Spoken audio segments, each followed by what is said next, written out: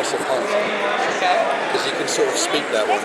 You can do sort of country and western Rex So Harrison. you just want to do a dramatic interpretation of it? Yeah, I like a song with a message, with a story. That's always good.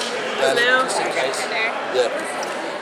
So welcome back to San Diego Comic-Con for Season 2. It's great to see that this show is growing and finding its audience and everything. Now the pressure's on. You've got that first season out of the way. Going into Season 2, what are some of the hardest things for you? And what are some of the most exciting things for you?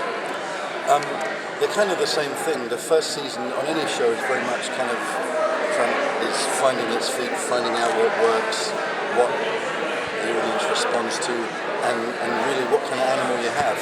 So second season, it's very exciting because you feel like, all right, we understand this game now. Now we're going to play it at the top level we can.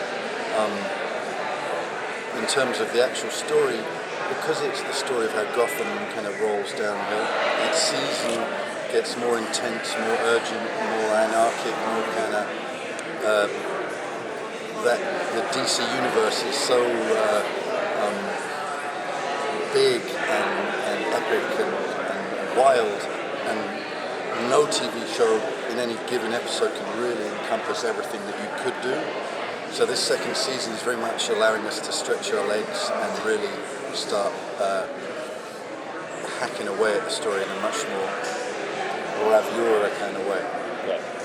In terms of future villains, has there been any thought of bringing the Mad Hatter into play? You know, me and Danny and the rest of the writers' room, because Danny is not just the producer, director, but also writer on the show. A lot of the discussion is, you know, what of those DC villains, who is a great one, who would work on TV. The Mad Hatter is certainly one that would work great, and we're talking about him a lot. The great thing about this is none of these characters have origin stories, so it's just finding the right character to have an origin story. Like this season, we'll be talking about Mr. Freeze, you know, and Hugo Strange for now, but Mad Hatter has been brought up. So is Calendar Man. So you know, it's great. We're a little more confident now with approaching these origin stories with a little more freedom. Betty Kane was listed on the IMDb as a character for this season, but didn't show up. Are we going to see her showing up later? Which one was that? Betty Kane. Betty Kane. Betty Kane. Betty Kane. Yeah, it was on the IMDb sheet. There must have been a misfire. Just an error. Okay. Yeah. One of the odd things about doing a show like this is that the audience is far more knowledgeable than we are. Like, because we just, you know, I mean, fans, but you can't be as knowledgeable as the people who are. So you're kind of producing something for. It's like cooking a meal for top chefs. It's a big, exciting challenge, but it's nerve-wracking because, like I say, they normally. You don't take the audience with a pinch of salt, obviously, in any circumstance, but you're doing it on your own terms. Whereas this, we have to do it on everybody's terms. We'll miss some people, we'll pull other people in, but that's the challenge. But I think it's easy to do when you keep those characters' feet firmly on the ground. Yeah. And there's a reality to the characters.